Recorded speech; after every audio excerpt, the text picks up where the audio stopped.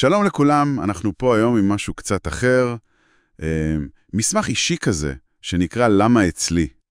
כן, טקסט רפלקטיבי מאוד חזק, שמתאר ממש תהליך פנימי. בדיוק, לא תיאוריה, אלא ממש מבט לתוך מסע אישי של שינוי תפיסה. מסע עמוק.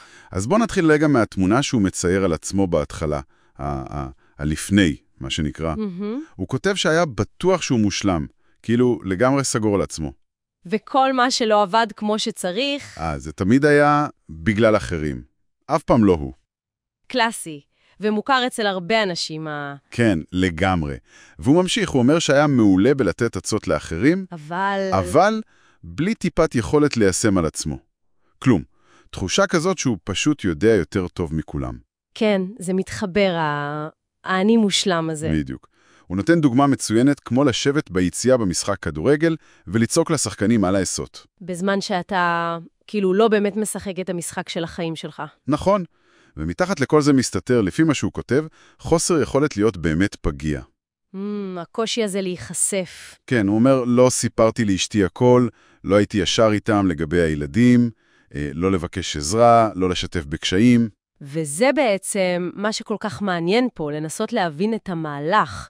איך אדם זז ממקום כזה שהוא כל כך מגונן, אבל גם בודד מאוד? נכון.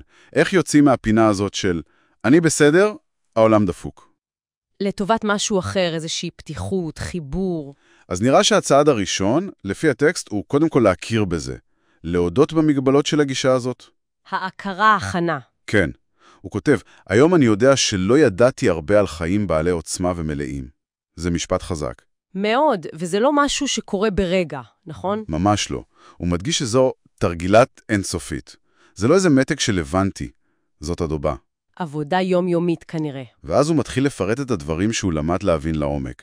מושגים כמו אמון, יושרה, הוא משתמש גם במילה אינטגריטי. מעניין שהוא מפריד בין יושרה לאינטגריטי. מה ההבדל לדעתו, מה אנחנו יכולים להבין מזה? שאלה טובה. אולי יושרה זה יותר העניין של לא לשקר לאחרים, ואינטגריטי זה משהו פנימי יותר.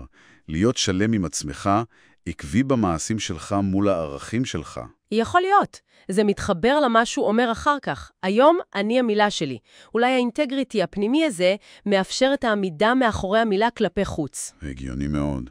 ואז הוא ממשיך עם קרבה, יחסים, חשיפה, ומושג מאוד מרכזי, קבלה עצמית. כן, להכיר את עצמי במי שאני ומי שאני לא.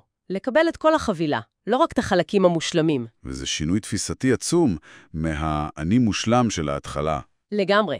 זה בעצם מעבר ממה שהוא קורא מסלול ההישרדות, שזה מין תפיסה של זה אתה או אני, מאבק מתמיד. נכון. לפרספקטיבה אחרת לגמרי, של אני ואתה, של שותפות, של יחד. ומתוך המקום החדש הזה הוא מתחיל לדבר על דברים כמו הרשאה להיכשל. בדיוק. זה כבר לא אסון שצריך להסתיר. מותר ליפול. וגם לחיות עם הפחד, לא להיות משותק ממנו. נכון.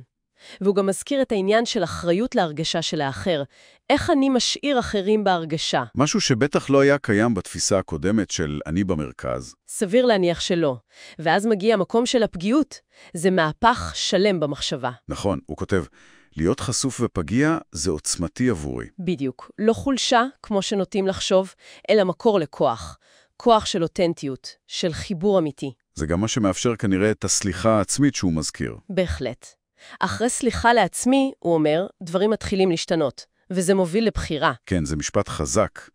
היום אני בוחר, ממש בוחר, ולא תלוי בנסיבות. זו תחושת בעלות על החיים, שנובעת מבפנים, לא ממה שקורה בחוץ. וזה פותח אותו לתובנות מאוד יפות שהוא חולק לקראת הסוף.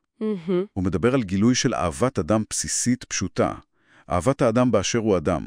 וגם על מציאת ערך ומשמעות חדשה בלהיות עבור אחרים. לא רק אני, אלא אני למען. נכון. וההבנה שהתפיסה העצמית שלנו היא משפיעה ישירות על איך אחרים רואים אותנו. זה כמו מראה. כן, זה רעיון עמוק. וגם ההכרה בייחודיות של כל אחד, והחשיבות של צניעות, שהוא קורא לה יסוד המידות הטובות. אז אם ננסה לסכם את המסע הזה, זו למידה דרך עשייה, דרך תרגולת אינסופית. לא רק לדעת, אלא ליישם. ליישם, וגם הרצון הזה להביא את זה לכל מי שירצה לקחת. לשתף. וחשוב לציין שהוא לא מייחס את כל השינוי הזה רק לעצמו, הוא מודה על התמיכה. נכון מאוד. הוא כותב שהוא קיבל את כל זה ממישהו שהיה לו מספיק חשוב ושאהבתו בלתי נדלתת. האהבה והתמיכה האלה היו כנראה קריטיות. וזה מוביל לרעיון יפהפה שהוא חותם איתו את הקטע, שקראנו שהאהבה הזו היא לא משהו שנגמר. שפע של אהבה לעולם לא נגמר, וזה עובר מאדם לאדם, ויוצר ללא הרף אהבה. זה מחבר את המסע האישי שלו למשהו רחב יותר, כמעט אוניברסלי. בדיוק, וזה משאיר אותנו אולי עם שאלה למחשבה. כן. הוא מתאר מסע של גילוי עצמי, של קבלה עצמית על כל המורכבות, ודווקא המסע הזה פנימה מוביל אותו למצוא ערך בלהיות עבור אחרים. אז מה טיבו של הקשר הזה? האם באמת ההבנה העצמית העמוקה, הקבלה של הפגיעות שלנו, היא איזשהו תנאי, אולי הכרחי, כדי שנוכל להתחבר לאחרים בצורה אותנטית, לתמוך בהם, לאהוב אותם, בלי לצפות למשהו בחזרה? שאלה מצוינת לסיום. הקשר בין קבלה עצמית ליכולת נתינה אמיתית. בהחלט נקודה למחשבה.